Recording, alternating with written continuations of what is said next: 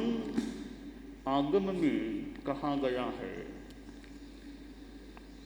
क्षय कप्पस्य पलिमंथुपन्नता तंजहा कोकुइते संजमस्य पलिमंथु मोहरिए सच्चवयनस्य पलिमंथु चक्षुलोलुए ईरिया वहियाए पलिमंथु तिंतिणिए एषणा गोयरस्य पलिमंथु इच्छा लोभिते मोत्तिमग्गस्य पलिमंथु धिज्जा निदान करणे मुखमग्गस्य पलिमंथु सब्बथ भगवता अनिदानता पसत्था।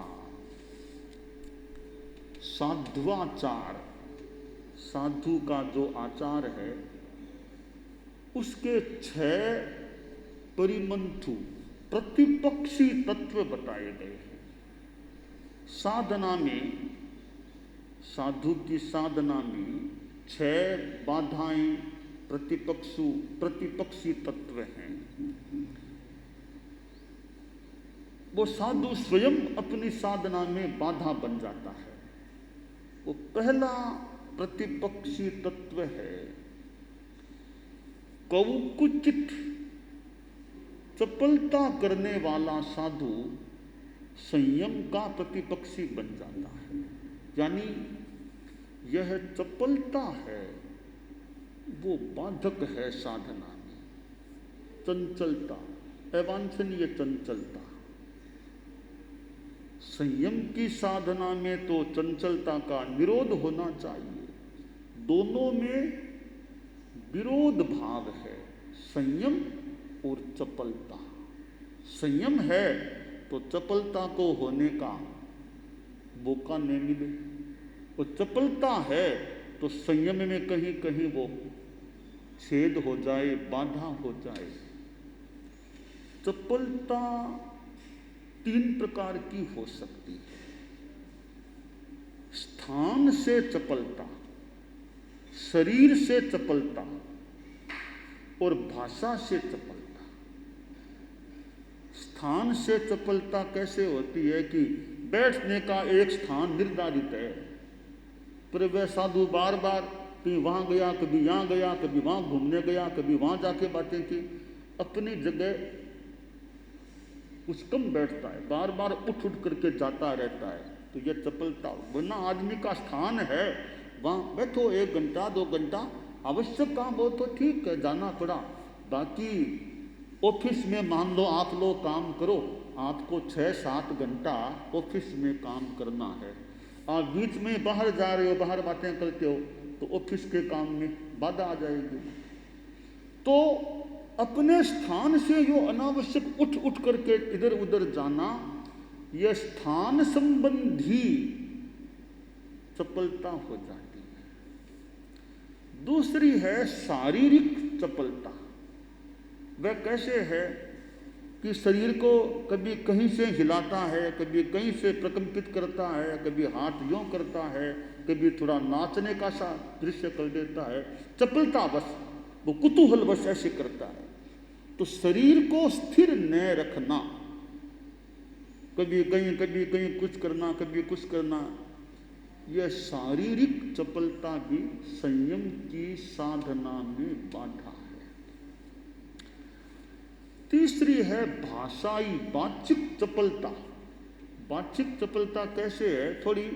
थोड़ी सी अगंभीरता की स्थिति, जैसे बार बार सीटी बजाना, मुंह से सीटी बजाते रहना, चपलता बस, बैठा बैठा सीटी बजाता है मुंह से। या किसी आदमी की नकल करना, कोई आदमी मान लो बोलता है, उसके बोलने में थोड़ा तुतलाना, हकलाना, ऐसा मान लो हो रहा है, सब है शरीर की या वाणी की स्थिति, कर्मों का योग, ऐसा होता है।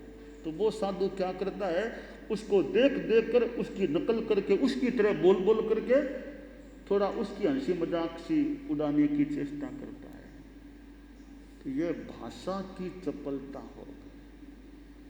वरना ठीक है, किसी की आवाज में कुछ कमी है, तो उसके प्रति थोड़ी सहानुभूति भले रखें, ठीक है, हम और ध्यान से सुनिए आदमी क्या कहना चाहता है, परंतु वो एक अगंभीरता के कारण से फिर उसकी हंसी उड़ाने की चेष्टा करना, उसकी तरह बोल बोल करके कर करके, वो चपलता होती है। एक साधु के मान लो बोलने में थोड़ी अस्वाभाविकता है, कठिनाई है, कुछ बकाई हकलाना ऐसा होता है। अब दूसरा साधु उधर जाके उसकी तरह वो भी जानबूझ करके तुतलाना हकलाना ऐसा करता है, तो कहीं ऐसा करते करते उसके भी वही फिर स्थिति कहीं न बन जाए।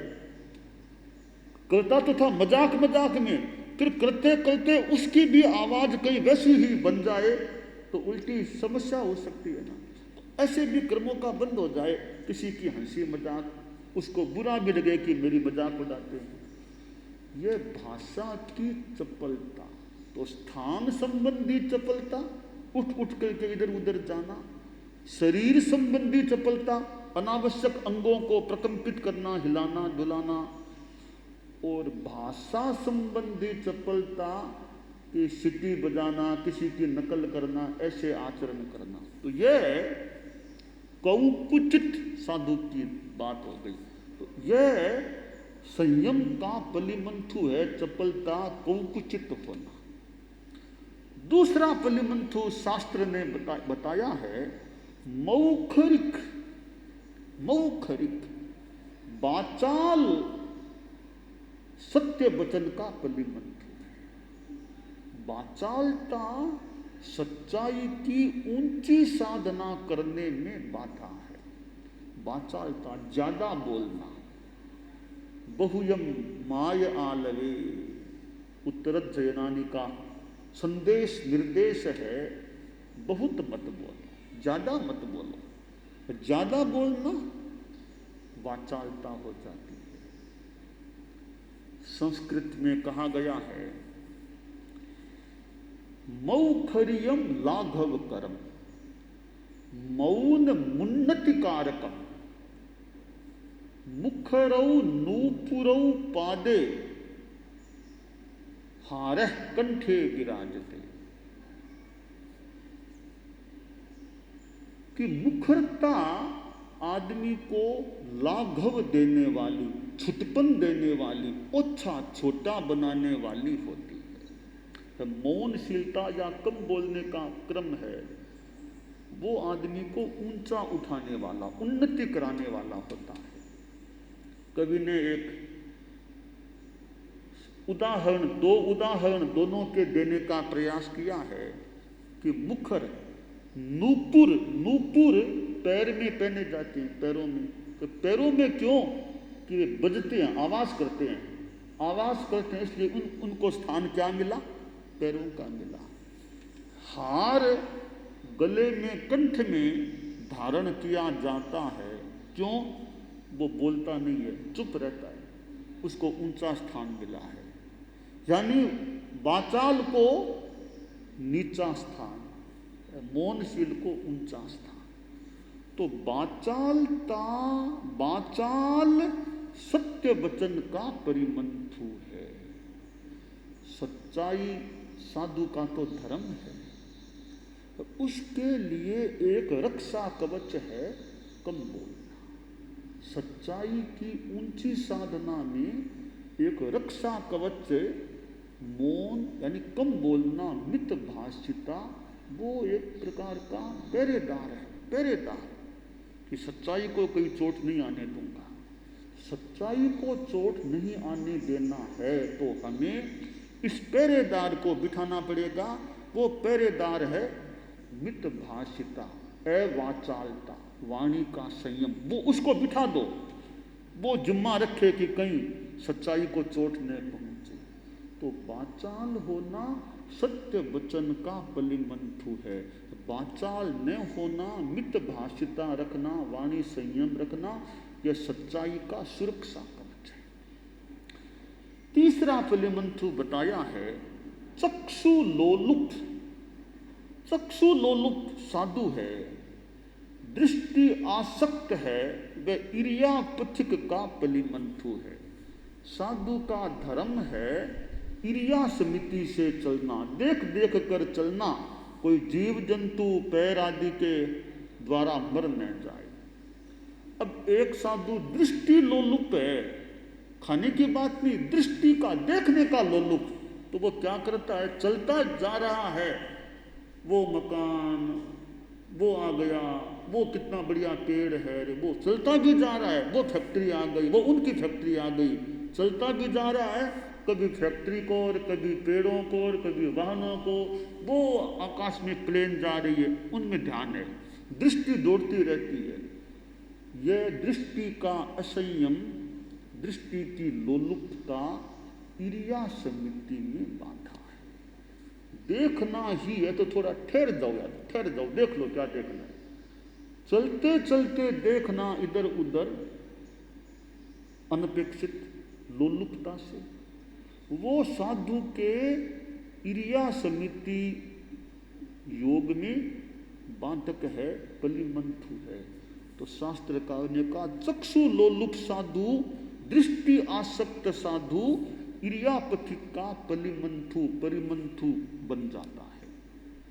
चौथा पलिमंथु, तिनतिनक, चिड़चिड़े स्वभाव वाला साधु भिक्षा की ऐसना का पलिमंथु है। जो साधु शांत स्वभाव का नहीं है, कहीं गोचरी गया, भोजन नहीं मिला तो खिन्न हो गया, रे ये क्या गांव है, यहाँ तो खाना भी नहीं मिलता है, हम कहाँ आ गए, यहाँ क्या कैसे तमाशा करेंगे जहाँ पूरा आहार भी नहीं मिलता है। तो ऐसा स्वभाव है कि छोड़ो नियमों को, जहाँ मिले वहाँ से जो मिले सो ले लो, शुद्ध अशुद्ध छोड़ो, जो मिले सो ले लो। यहाँ गांव में भोजन है ही नहीं, इतना क्या शुद्ध मिलेगा, जो मिले सो लो। ऐसे जो तिनतिनक है, फिर बकवास भी करते हैं, रे तुम्हारा क्या गांव है, कहाँ चौमासा हमका हो रहा है, आहार नहीं मिलता, वो बकवास कर देना चाहिए। ऐसा वैसा अंत संत बोलता है, क्योंकि आहार नहीं मिला तो खिन्न हो गया। अलाभ परिसह है, साधु को कभी नहीं भी मिले आहार तो भी समता रखो, मिला तो ठीक, नहीं मिला तो समता रखो, आवेश नहीं, गुस्सा नहीं। संस्कृत का सुंदर श्लोक है, लभ्यते लभ्यते साधु, साधु एव न लभ्यते, अलब्धे तपसो वृद्धिर लब्धे देहस्य धारणा। कि लभ्यते लभ्यते साधु, गांव में गोचरी जाता हूं, आहार मिल गया तो अच्छी बात है, मिल गया तो अच्छी बात है, मिला मिला अच्छी बात है, नहीं मिला तो भी ठीक है, तबोत्ति अहियास है। शास्त्र में कहा गया नहीं मिले तो आज मेरे तप हो गया, ये मान के सहन करो। तो मिले तो ठीक है, नहीं मिले तो भी ठीक है, कोई बात नहीं, गुस्सा क्या करना है। क्यों कि दोनों हाथों लड्डू है, दोनों हाथों लड्डू। कैसे कि अलब्धे तपसो वृद्धि, अगर आहार तुम्हें नहीं मिला तो तुम्हारी तपस्या हो जाएगी ना, उपवास कर लेना, एकासना कर लो, तपस्या हो जाएगी। आहार नहीं मिला, सहज में तपस्या हो जाएगी। और आहार मिल गया तो देहस्य धारणा, शरीर को पोषण मिल सकेगा। तो दोनों हाथों लड्डू है, गुस्सा क्यों करना है। लभ्यते लभ्यते साधु, साधु एव न लभ्यते, अलब्धे तपसो वृद्धिर लब्धे देहस्य धारणा। तो तिनतिनिक की ऐसना समिति में तिनतिनिक होना पलिमंथु है, आवेश नहीं करना, गोचरी में गुस्सा नहीं करना, मिल गया तो प्रसन्नता, नहीं मिला तो भी खिन्न नहीं, आवेश नहीं, कोई बात नहीं, जितना मिला उतने से काम चलाएं, जितना मिला कोई बात नहीं। थोड़ा मिला है, एक रोटी मिली है, चार साधु हैं, चारों भाई सादर में कहें भाई लो, थोड़ी तुम लो, थोड़ी तुम लो, चारों बांट लो, पाव पाव रोटी खा लो, आज इतने से काम चलाओ। गांव में गए कहीं, आहार थोड़ा ही मिला, एक ही रोटी मिली, एक के चार टुकड़े कर लो, चारों साधु खा लो। और क्या, वो उदारता बहुत है। छोटा साधु है, उसकी पहले उसकी पूर्ति, बच्चा है उसको पहले भोजन कराओ, बाद में बचेगा वो हम लोग देख लेते हैं। कोई बीमार है उसके पहले पूर्ति कर दो, फिर हम पीछे वाले देख लेते हैं।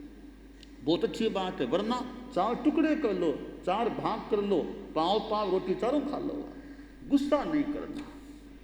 तो तिनतिनिक होना बलिमंथु है ऐसना समिति में। 5वां बताया है इच्छा लोभिक अति लोभी मुक्ति मार्ग का बलिमंथु है। बहुत ज्यादा लोभ का भाव है तो मुक्ति के मार्ग में कह दें, निर्लोभता के मार्ग में, संतोष के मार्ग में बाधा है। अति लोभ होना, संतोष और लोभ का तो आपस में मानो प्रतिपक्षता का भाव है। अहि नकुलम अश्वमहिषम मार्जार मूषकम। संस्कृत व्याकरण में यह द्वंद्व समास में जहाँ एकत्र होता है, द्वंद्विकता होती है, वहाँ 2 के मिलने पर भी एक वचन होता है। अहि हैं तो 2, अहि नकुलम, पर एक वचन अहि नकुलम अश्वमहिषम मार्जार मूषकम कि सांप और नेवला बैर है, समास करते हैं संस्कृत में तो एक वचन अहि नकुलम, दोनों में बैर भाव में एकता कर दो।